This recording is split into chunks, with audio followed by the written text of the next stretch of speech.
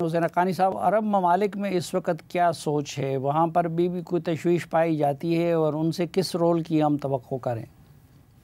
دیکھیں، عرب ممالک ایران کو مثبت نظر سے نہیں دیکھتے، ان کی قیادت کو، اور اس میں ایران کی پالیسیوں کا دخل ہے۔ ایران نے لبنان کو تباہ کرنے میں بڑا کردار ادا کیا، ان کی حکومت کو کمزور کرنے میں، اور حزب اللہ کو وہاں ایک پیرل حکومت بنا کے رکھا، بشار اسد کا ساتھ دیا اور بڑی حد تک ساتھ دیا۔ بہت سارے اور ملکوں کے اندر بھی مختلف قسم کی ملیشیاز قائم کی، اور مختلف عرب ملکوں کی حکومتوں کو بھی ایک طرح سے خطرے میں مبتلا کیا۔ تو ایک ناپسندیدگی ایران کے حوالے سے عرب ممالک میں موجود ہے، لیکن ساتھ ہی میرا نہیں خیال کہ کوئی بھی یہ چاہتا ہے کہ بیرونی مداخلت کے ذریعے رجیم چینج ہو، کیونکہ اس سے ایک خطرہ یہ پیدا ہوگا کہ اگر یہ ایران کے ساتھ ہو سکتا ہے تو کل یہ ہمارے ساتھ بھی ہو سکتا ہے۔ دوسری بات یہ ہے کہ کوئی یہ نہیں چاہتا کہ یہ معاملہ جنگ، وسیع تر جنگ کی صورت اختیار کرے، اور سب کی توقع یہ تھی کہ اسرائیل پہلے 2-3 دن قدم اٹھا کے معاملے کو رفع دفع کرنے کی طرف آئے گا، اور یہ خود اپنی کامیابی کا اعلان کر دے گا کہ بھئی ہم نے ان کی تنصیبات تباہ کر دیں، ان کے بعد جنرل مار دی اور بات ختم۔ لیکن جب ایران نے جوابی کارروائی کی تو بجائے اس کے کہ اسرائیل اس جوابی کارروائی کے اوپر یہ کہتا کہ اچھا ٹھیک ہے ہم نے کچھ کیا تھا، یہ اس کے جواب میں ہو گیا، ہو گیا معاملہ برابر، انہوں نے پھر آ کے مزید حملے کیے، جس کے نتیجے میں ایران کے مزید حملے بڑھ گئے، اور اب وسیع تر جنگ کا امکان بڑھتا جا رہا ہے۔ اور ایران کی طرف سے یہ دھمکی بھی موجود ہے کہ وہ آبنائے ہرمز کو بند کر دیں گے۔ تو اس طریقے کی جو صورتحال ہے، اس میں سب کو اپنا ممکنہ نقصان جو ہے وہ صاف نظر آ رہا ہے۔ تو بہت سے عرب ممالک اس وقت ایران کے بارے میں اپنے تمام تر شکوک و شبہات اور پریشانیوں کے باوجود یہ موقف اختیار کر رہے ہیں کہ جنگ بند ہونا بہتر ہے بنسبت اس کے کہ اسرائیل کے ہاتھوں ایران پوری طرح سے تباہ ہو۔ آخری بات یہ ہے کہ وہ ملک بھی جنہوں نے اسرائیل کے ساتھ تعلقات قائم کر لیے ہیں، یہ نہیں چاہتے کہ اس پورے خطے کا جو چودھری ہو وہ اسرائیل بن جائے، اور اگر ایران کی طاقت بھی ختم ہو گئی تو کاؤنٹر بیلنس کوئی نہیں رہے گا، جس کو بیلنس آف پاور کہتے ہیں، طاقت کا توازن، وہ سارا کا سارا اسرائیل کے حق میں چلا جائے گا۔ تو بہت سارے ملک، جن میں مصر خاص طور پر نمایاں ہے، وہ اس بات پہ پریشان ہیں کہ طاقت کا توازن مکمل طور پر بگڑ نہ جائے۔ اسرائیل کے اندر نتنیاہو کے خلاف بھی مظاہرے ہو رہے ہیں، اس بات کا کوئی امکان ہے کہ وہ ان کا رستہ روکیں یا ان کو رستہ بدلنے پہ مجبور کریں یا ان کو ہٹا دیں؟ نتنیاہو کے معاملات بڑے عجیب و غریب ہیں۔ ایک طرف ان کے خلاف مقدمات ہیں، اور جب تک وہ وزیر اعظم ہیں ان مقدمات سے وہ محفوظ رہتے ہیں۔ جس دن وہ وزیر اعظم نہیں رہے وہ گرفتار ہو جائیں گے، ان کے اوپر کرپشن کے ایسے کیسز ہیں۔ دوسری طرف ان کو کنیسٹ میں 61 سیٹوں کی ضرورت ہے۔ اسرائیل میں کوئی آئین نہیں ہے، بلکہ ایک بنیادی قانون ہے، اور اس بنیادی قانون میں پارلیمنٹ کو مکمل اختیار حاصل ہے۔ تو پارلیمنٹ میں 61 ووٹ اگر ہیں تو آپ کچھ بھی منظور کرا سکتے ہیں۔ تو انہوں نے وہ 61 لوگ جو جوڑ کے رکھے ہوئے ہیں، ان کو وہ ہمیشہ کچھ نہ کچھ دیتے رہتے ہیں۔ اب تک تو کوئی ان سے ٹوٹ نہیں سکا بڑے پیمانے پہ کہ جس کے نتیجے میں وہ اپنی اکثریت سے محروم ہوں اور ایک نیا الیکشن کرانے پر مجبور ہوں۔ اس لیے مظاہرے وغیرہ یہ رائے عامہ کے آئینہ دار ہیں۔ رائے عامہ کے سارے سروے یہ کہتے ہیں کہ جب بھی الیکشن ہوگا نتنیاہو اور ان کا گروپ الیکشن ہار جائے گا۔ تو اس لیے ان کے مفاد میں تو یہی ہے کہ جب تک اس پارلیمنٹ کو برقرار رکھ سکیں، جب تک اپنی اکثریت کو رکھیں، اور جنگ کی صورتحال میں ویسے بھی ایک اسرائیلی روایت ہے کہ حکومت کو کم از کم اس کی اپنی جو کابینہ ہوتی ہے اس میں سے کوئی چھوڑتا نہیں ہے، کوئی حکومت کو توڑنے یا گرانے کی کوشش نہیں کرتا، تو وہ اس وجہ سے حکومت سے چمٹے بیٹھے ہیں۔ لیکن اسرائیل کی اندرونی سیاست میں یقیناً ایک تلاطم ہے، اور نتنیاہو کے خلاف عوام میں بھی جذبات ہیں، ان کے پارلیمنٹ میں بھی جذبات ہیں۔ کسی نہ کسی دن تو یہ بہت اچھے شاطر کھلاڑی بھی ہیں نتنیاہو صاحب، لیکن کسی نہ کسی دن تو بہرحال ان کو مات ہونی ہی ہے، ہوگی۔ ابھی ہو سکے گی یا نہیں پتہ نہیں۔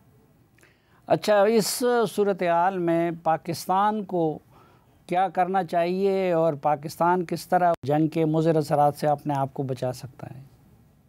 पहली बात तो ये है कि ये जंग पाकिस्तान की जंग नहीं है, और पाकिस्तान में इसके हवाले से जितने भी जज्बात पाए जाते हों, उन जज्बात के बावजूद पाकिस्तान की क़यादत को इस मामले में बिल्कुल यकसू रहना चाहिए कि हमें इस जंग में कोई किरदार अदा नहीं करना। ना ईरान को असलहा या साजो सामान फराहम करने की शक्ल में, ना इस हवाले से कि ईरान के लिए कोई मुश्किलात पैदा की जाएं। ईरान क्योंकि पाकिस्तान का पड़ोसी है, पाकिस्तान उसका हरीफ नहीं बन सकता, लेकिन इस जंग में उसका हलीफ बनने के भी बड़े शदीद नुकसानात हैं जो पाकिस्तान को बर्दाश्त करने की बिल्कुल ज़रूरत नहीं है।